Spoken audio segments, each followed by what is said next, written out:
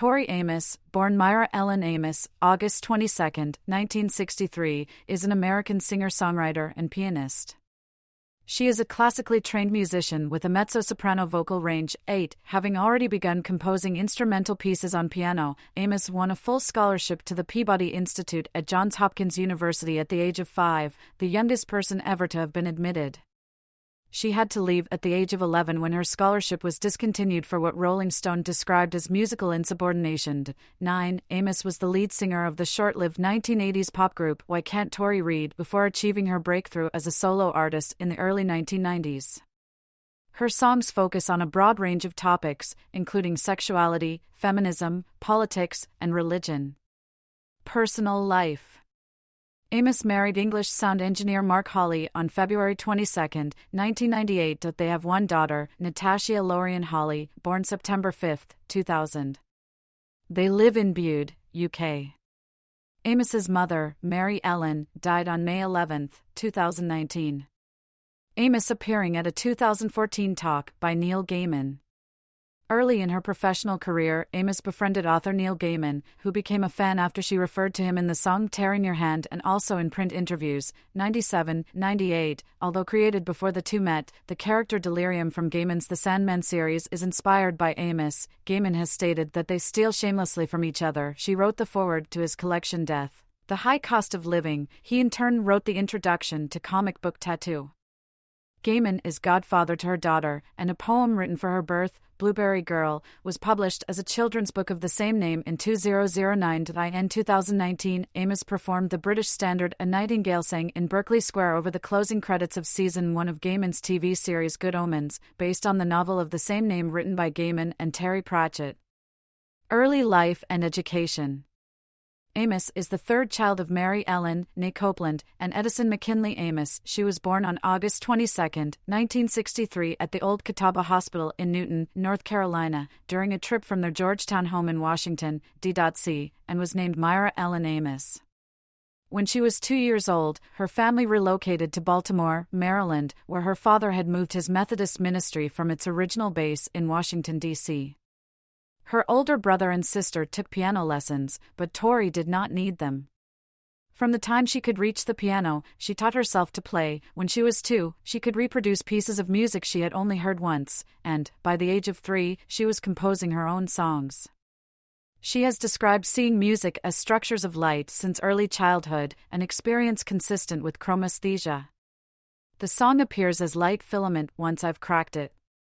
As long as I've been doing this, which is more than 35 years, I've never seen the same light creature in my life. Obviously, similar chord progressions follow similar light patterns, but try to imagine the best kaleidoscope ever. After the initial excitement, you start to focus on each element's stunning original detail. For instance, the sound of the words with the sound of the chord progression combined with the rhythm manifests itself in a unique expression of the architecture of color and light. I started visiting this world when I was 3, listening to a piece by Bela Bartok. I visited a configuration that day that wasn't on this earth. It was euphoric.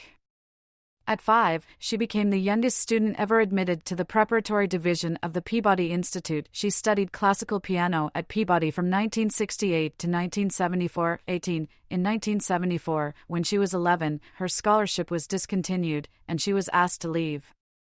Amos has asserted that she lost the scholarship because of her interest in rock and popular music, coupled with her dislike for reading from sheet music. In 1972, the Amos family moved to Silver Spring, Maryland, where her father became pastor of the Good Shepherd United Methodist Church. At 13, Amos began playing at gay bars and piano bars, chaperoned by her father. Amos won a County Teen Talent Contest in 1977, singing a song called More Than Just a Friend. As a senior at Richard Montgomery High School, she co-wrote Baltimore with her brother, Mike Amos, for a competition involving the Baltimore Orioles. The song did not win the contest, but became her first single, released as a 7-inch single pressed locally for family and friends in 1980 with another Amos-penned composition as a B-side, Walking With You.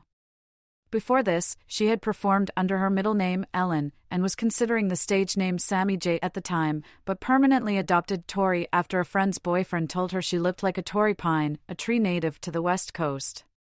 Career. 1979 to 1989, Career Beginnings and Why Can't Tori Read? By the time she was 17, Amos had a stock of homemade demo tapes that her father regularly sent out to record companies and producers. Producer Narada Michael Walden responded favorably. He and Amos cut some tracks together, but none were released. Eventually, Atlantic Records responded to one of the tapes, and, when A&R man Jason Flum flew to Baltimore to audition her in person, the label was convinced and signed her. In 1984, Amos moved to Los Angeles to pursue her music career after several years performing on the piano bar circuit in the Washington, D.C. area. In 1986, Amos formed a musical group called Why Can't Tori Read, named for her difficulty with sight-reading. In addition to Amos, the group was composed of Steve Cotton, who would later play guitars on all of her albums until 1999, drummer Matt Sorum, bass player Brad Cobb, and, for a short time, keyboardist Jim Tauber. The band went through several iterations of songwriting and recording. Amos has said interference from record executives caused the band to lose its musical edge and direction during this time. Finally, in July 1988, the band's self-titled debut album, Why Can't Tori Read, was released. Although its producer, Joe Ciccarelli, stated that Amos was very happy with the album at the time, Amos has since criticized it, once remarking, "The only good thing about that album is my ankle-high boots." Following the album's commercial failure and the group's subsequent disbanding, Amos began working with other artists, including Stan Ridgway, Sandra Bernhard, and Al Stewart, as a backup vocalist. She also recorded a song called Distant Storm, which she did not write, which was used in the film China O'Brien. In the credits, the song is attributed to a band called Tess Makes Good. Amos recorded the vocals for the song in 1988 for $150. She was unaware for several years that the song had actually been heard in a film. Other than the appearance in the film itself, Distant Storm has never been commercially issued in any format. 1990 to 1995, Little Earthquakes and Under the Pink. Amos smiling. Amos in 1993, Alexandra Palace, London. Despite the disappointing reaction to Why Can't Tori Read, Amos still had to comply with her 6-record contract with Atlantic Records, which, in 1989, wanted a new record by March 1990.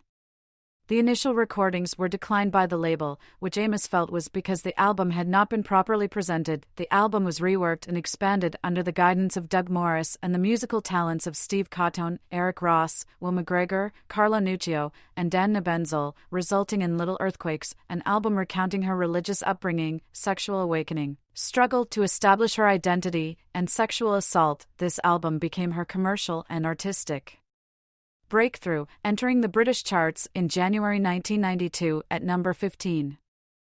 Little Earthquakes was released in the United States in February 1992 and slowly but steadily began to attract listeners, gaining more attention with the video for the single Silent all these years. Amos traveled to New Mexico with personal and professional partner Eric Ross in 1993 to write and largely record her second solo record, Under the Pink. The album was received with mostly favorable reviews and sold enough copies to chart at number 12 on the Billboard 200, a significantly higher position than the preceding album's position at number 54 on the same chart. However, the album found its biggest success in the UK, debuting at number 1 upon release in February 1994. 1996 to 2000, Boys for Pele, From the Choirgirl Hotel, and To Venus and Back. Amos in 1996. Her third solo album, Boys for Pele, was released in January 1996. Prior to its release, the first single, Caught a Light Sneeze, became the first full song released for streaming online prior to an album's release. The album was recorded in a church in Delgany, County Wicklow, Ireland, with Amos taking advantage of the church's acoustics. For this album, Amos used the harpsichord, harmonium, and clavichord as well as the piano. The album garnered mixed reviews upon its release, with some critics praising its intensity and uniqueness while others bemoaned its comparative impenetrability.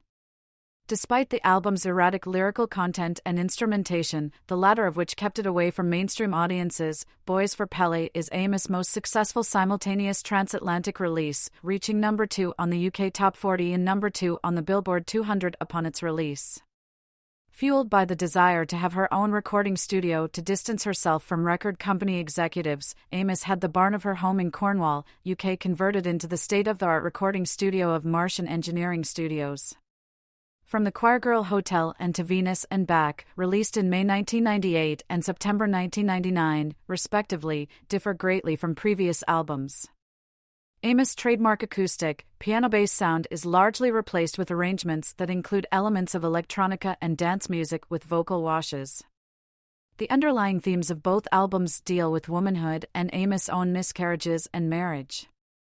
Reviews for From the Choir Girl Hotel were mostly favorable and praised Amos' continued artistic originality.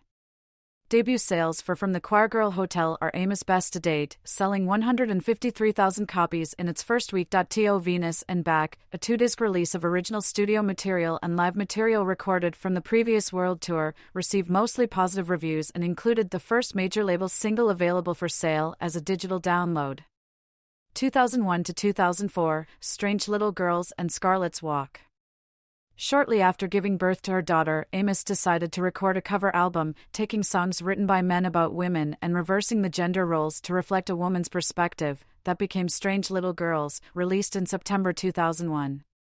The album is Amos' first concept album, with artwork featuring Amos photographed in character of the women portrayed in each song. Amos would later reveal that a stimulus for the album was to enter contract with Atlantic without giving them original songs. Amos felt that since 1998, the label had not been properly promoting her and had trapped her in a contract by refusing to sell her to another label.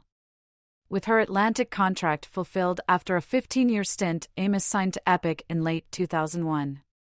In October 2002, Amos released Scarlet's Walk, another concept album. Described as a sonic novel, the album explores Amos' alter ego, Scarlet, intertwined with her cross-country concert tour following 9/11. Through the songs, Amos explores such topics as the history of America, American people, Native American history, pornography, masochism, homophobia, and misogyny. The album had a strong debut at number 7 on the Billboard 200. Scarlet's Walk is Amos' last album to date to reach certified gold status from the RIAA. Not long after Amos was ensconced with her new label, she received unsettling news when Polly Anthony resigned as president of Epic Records in 2003. Anthony had been one of the primary reasons Amos signed with the label, and as a result of her resignation, Amos formed the Bridge Entertainment Group. Further trouble for Amos occurred the following year when her label, Epic/Sony Music Entertainment, merged with BMG Entertainment as a result of the industry's decline. 2005 to 2008, The Beekeeper and American Doll Posse. Amos in concert in October 2007. Amos released 2 more albums with Epic, The Beekeeper, 2005, and American Doll Posse, 2007. Both albums received generally favorable reviews. The Beekeeper was conceptually influenced by the ancient art of beekeeping, which she considered a source of female inspiration and empowerment. Through extensive study, Amos also wove in the stories of the Gnostic Gospels and the removal of women from a position of power within the Christian Church to create an album based largely on religion and politics. The album debuted at number 5 on the Billboard 200, placing her in an elite group of women who have secured 5 or more U.S. top 10 album debuts. While the newly merged label was present throughout the production process of The Beekeeper, Amos and her crew nearly completed her next project, American Doll Posse, before inviting the label to listen to it. American Doll Posse, another concept album, is fashioned around a group of girls, the Posse, who are used as a theme of alter egos of Amos. Musically and stylistically, the album saw Amos return to a more confrontational nature. Like its predecessor, American Doll Posse debuted at number 5 on the Billboard 200. During her tenure with Epic Records, Amos also released a retrospective collection titled Tales of a Librarian, 2003, through her former label, Atlantic Records, a 2-disc DVD set Fade to Red, 2006, containing most of Amos' solo music videos, released through the Warner Brothers reissue imprint Rhino, a 5-disc box set titled A Piano, The Collection, 2006. Celebrating Amos' 15-year solo career through remastered album tracks, remixes, alternate mixes, demos, and a string of unreleased songs. From album recording sessions, also released through Rhino, and numerous official bootlegs from 2 world tours, the original bootlegs, 2005, and Legs and Boots, 2007, through Epic Records. 2008 to 2011, Abnormally Attracted to Sin and Midwinter Graces. Amos in 2010. In May 2008, Amos announced that, due to creative and financial disagreements with Epic Records, she had negotiated an end to her contract with the record label and would be operating independently of major record labels on future work. In September of the same year, Amos released a live album and DVD, Live at Montreux 1991-1992, through Eagle Rock Entertainment, of 2 performances she gave at the Montreux Jazz Festival very early on in her career while promoting her debut solo album, Little Earthquakes. By December, after a chance encounter with chairman and CEO of Universal Music Group, Doug Morris, Amos signed a joint venture deal with Universal Republic Records. Abnormally Attracted to Sin, Amos' 10th solo studio album and her first album released through Universal Republic, was released in May 2009 to mostly positive reviews. The album debuted in the top 10 of the Billboard 200, making it Amos' 7th album to do so. Abnormally Attracted to Sin, admitted Amos, is a personal album, not a conceptual one, with the album exploring themes of power, boundaries, and the subjective view of sin. Continuing her distribution deal with Universal Republic, Amos released Midwinter Graces, her first seasonal album, in November of the same year. The album features reworked versions of traditional carols, as well as original songs written by Amos. During her contract with the label, Amos recorded vocals for 2 songs for David Byrne's collaboration album with Fatboy Slim, titled Here Lies Love, which was released in April 2010. In July of the same year, the DVD Tori Amos Live from the Artist's Den was released exclusively through Barnes & Noble. After a brief tour from June to September 2010, Amos released a live album from Russia with Love in December the same year, recorded in Moscow on September 3, 2010. The limited edition set included a signature edition Lomography Diana F Plus camera, along with 2 lenses, a roll of film and one of 5 photographs taken of Amos during her time in Moscow. The set was released exclusively through her website and only 2,000 copies were produced. 2011 to 2015, Night of Hunters, Gold Dust, and Unrepentant Geraldines. In September 2011, Amos released her first classical-style music album, Night of Hunters, featuring variations on a theme to pay tribute to composers such as Bach, Chopin, Debussy, Granados, Sut and Schubert, on the Deutsche Grammophon label, a division of Universal Music Group. Amos recorded the album with several musicians, including the Apollon Music String Quartet. To mark the 20th anniversary of her debut album, Little Earthquakes, 1992, Amos released an album of songs from her back catalog reworked and re-recorded with the Metropole Orchestra. The album, titled Gold Dust, was released in October 2012 through Deutsche Grammophon. On May 1, 2012, Amos announced the formation of her own record label, Transmission Galactic, which she said she intended to use to develop new artists. In 2013, Amos collaborated with the Bullets on the track Wait Until Tomorrow from their debut album, They Die by Dawn, and other short stories. She also stated in an interview that a new album and tour would materialize in 2014 and that it would be a return to contemporary music. September 2013 saw the launch of Amos' musical project adaptation of George MacDonald's The Light Princess, along with book writer Samuel Adamson and Marianne Elliott. It premiered at London's Royal National Theatre and ended in February 2014. The Light Princess and its lead actress, Rosalie Craig, were nominated for Best Musical and Best Musical Performance, respectively, at the Evening Standard Award. Craig won the Best Musical Performance category. Amos' 14th studio album, Unrepentant Geraldines, was released on May 13, 2014, via Mercury Classics/Universal Music Classics in the U.S. Its first single, Trouble's Lament, was released on March 28.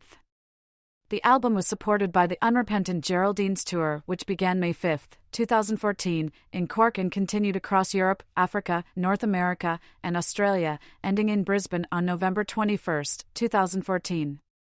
In Sydney, Amos performed 2 orchestral concerts, reminiscent of the Gold Dust Orchestral Tour, with the Sydney Symphony Orchestra at the Sydney Opera House. According to a press release, Unrepentant Geraldines was a return to her core identity as a creator of contemporary songs of exquisite beauty following a series of more classically inspired and innovative musical projects of the last 4 years. It is, both one further step in the artistic evolution of one of the most successful and influential artists of her generation, and a return to the inspiring and personal music that Amos is known for all around the world. The 2-CD set The Light Princess original cast recording was released on October 9, 2015 via Universal/Mercury Classics. Apart from the original cast performances, the recording also includes 2 songs from the musical Highness in the Sky and Darkest Hour, performed by Amos. 2016 present, Native Invader, Christmastide and Ocean to Ocean. Amos seated at a piano. Amos on stage in 2017. On November 18, 2016, Amos released a deluxe version of the album Boys for Pele to commemorate the 20th anniversary of the original release. This follows the deluxe re-releases of her first 2 albums in 2015.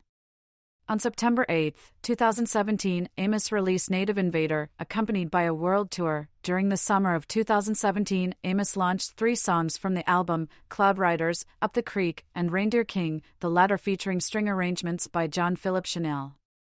Produced by Amos, the album explores topics like American politics and environmental issues, mixed with mythological elements and first-person narrations.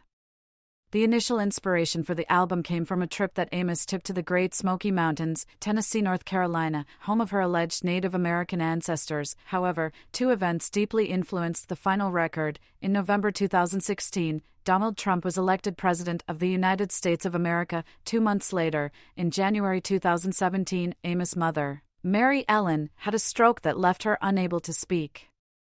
Shocked by both events, Amos spent the first half of 2017 writing and recording the songs that would eventually form Native Invader. The album, released on September 8, 2017, was presented in 2 formats, Standard and Deluxe. The standard version includes 13 songs, while the deluxe edition adds 2 extra songs to the tracklist, Upside Down 2 and Russia. Native Invader was well received by most music critics upon release. The album obtained a score of 76 out of 100 on the review aggregator website Metacritic, based on 17 reviews, indicating generally favorable reviews. On November 9, 2020, Amos announced the release of a holiday-themed EP entitled Christmastide on December 4, digitally and on limited edition vinyl. The EP consists of 4 original songs and features her first work with bandmates Matt Chamberlain and John Evans since 2009. Amos recorded the EP remotely due to the impact of the COVID-19 pandemic. On September 20, 2021, Amos announced her 16th studio album, Ocean to Ocean, which was released on October 29. The album was written and recorded in Cornwall during lockdown as a result of the COVID-19 pandemic and explores a universal story of going to rock bottom and renewing yourself all over again. Amos embarked on a European and United States tour in support of the album in 2022, and continued to support the album in 2023 with a European tour in March and April and additional U.S. dates in June and July. Matt Chamberlain and John Evans were featured on drums and bass guitar respectively, their first collaboration with Amos on an album since 2009's Midwinter Graces. For the 2022 and 2023 tour, Amos was joined by John Evans and the drummer Ashson. She appeared at the EPIX original docuseries Women Who Rock, which premiered on July 10, 2022. In 2023, Amos and Trevor Horn covered Kendrick Lamar's Swimming Pools, Drink. She also released a remix dance single titled Tequila, produced by Paul Wolford, DJ. In print, Amos and her music have been the subject of numerous official and unofficial books, as well as academic critique, including Tori Amos, Lyrics, 2001, illustrated by Herb Leonard, and an earlier biography, Tori Amos, All These Years, 1996, by Kaylin Rogers. Released in conjunction with The Beekeeper, Amos co-authored an autobiography with rock music journalist and Powers titled Piece by Piece, 2005. The book's subject is Amos' interest in mythology and religion, exploring her songwriting process, rise to fame, and her relationship with Atlantic Records. Image Comics released Comic Book Tattoo, 2008, a collection of comic stories, each based on or inspired by songs recorded by Amos. Editor Rance Hosley worked with Amos to gather 80 different artists for the book, including Neil Gaiman, Carla Speed McNeil, Mark Buckingham, C.B. Cebulski, Nikki Cook, Hope Larson, John Nayriber, Ryan Kelly, Pia Guerra, David Mack, and Leah Moore. Tori Amos, in the Studio, 2011, by Jake Brown features an in-depth look at Amos' career, discography, and recording process. Sing Us a Song, Piano Woman, Female Fans and the Music of Tori Amos, 2013, by Adrian Trier-Bienick explores the ways women are represented in pop culture and the many layered relationships female fans build with feminist musicians in general and with Tori Amos in particular. Tori Amos Boys for Pele, 2018, by Amy Gentry uses a blend of memoir, criticism, and aesthetic theory in order to argue that the aesthetics of disgust are useful of thinking in a broader way about women's experience of all art forms. Amos released her second memoir, called Resistance, a songwriter's story of hope, change, and courage on May 5, 2020. Tori Amos, Little Earthquakes, 2022, by Tori Amos and Neil Gaiman is an official graphic novel celebrating 30 years of Tori Amos' breakout album Little Earthquakes. Activism. In June 1994, the Rape, Abuse and Incest National Network, RAIN, a toll-free helpline in the U.S. connecting callers with their local rape crisis center, was founded. Amos stated in a 1994 interview that she was raped at knife point when she was 22 and did not report the incident to the authorities. She answered the ceremonial first call to launch the hotline. She was the first national spokesperson for the organization and has continued to be closely associated with RINN. On August 18, 2013, a concert in honor of her 50th birthday was held, an event which raised money for RINN. On August 22, 2020, Amos appeared on a panel called Artistry and Activism at the Diversity and Inclusion Digital Global Conference Carla. Relationship with Cherokee culture, references, claims and rebuttals. Amos has frequently referenced Native American culture, history and spirituality in her music and visual art, as well as making personal connections with the culture. These have been subject to questioning and criticism. In September 2000, makeup artist Kevin Aucoin transformed Amos into a Cherokee woman named Tanangina for his book Face Forward. She has spoken about ancestors on her mother's side who claimed Cherokee descent. Of particular importance to her as a child was her maternal grandfather, Calvin Clinton Copeland, who self-identified as part Cherokee. She has cited him as a great source of inspiration and guidance, offering a pantheistic spiritual alternative to her father and paternal grandmother's traditional Christianity. Amos maintains that her great-grandmother, Little Margaret Lorraine Little, who, along with her husband, is recorded as white on the U.S. Census, was Cherokee and evaded the Trail of Tears by taking refuge in the Great Smoky Mountains, her family's place of residence. Amos took a trip through the Smokies, which formed the creative basis for her album Native Invader. In her memoir, Piece by Piece, she talks about the experience of these Confederate ancestors, Margaret Little and Granddaddy Calvin Rice, during the American Civil War, and says that they had become all worked up by the preacher, and that like other farmers were scared of losing everything to them greedy Yankees. Amos wrote that she believed her great-grandmother was just defending her home at a certain point. Amos's sister, Myra Amos Dobbins, is featured on the National Institutes of Health website. In her bio, she is listed as an elder in the Association of American Indian Physicians, an organization that admits members based on self-identification. Dobbins was inducted in 2002. The NIH biography also mentions Dobbins's participation in the Indians into Medicine program in the 1970s, and that during this time she was president of the Association of Native American Medical Students. She says in her bio that during this time she also spent time on the Cherokee Reservation for 2 more summers, this time in North Carolina. But the Eastern Band Cherokee community is not a reservation, but a reserve known as Qualla Boundary. Dobbins has also claimed that her mother's clan is the Blue Clan. Neither Amos, nor any of the family members she has named, are on the rolls used for confirming citizenship in, or descent from, the Cherokee peoples, such as the Baker Roll, the Dawes Rolls, or the Henderson Roll, all of which are publicly available. While talking to The Guardian about taking ayahuasca and attending sweat lodge ceremonies with her sister, Amos has also said, "I'm not in a position to speak for First Nation people, that's a sacred task."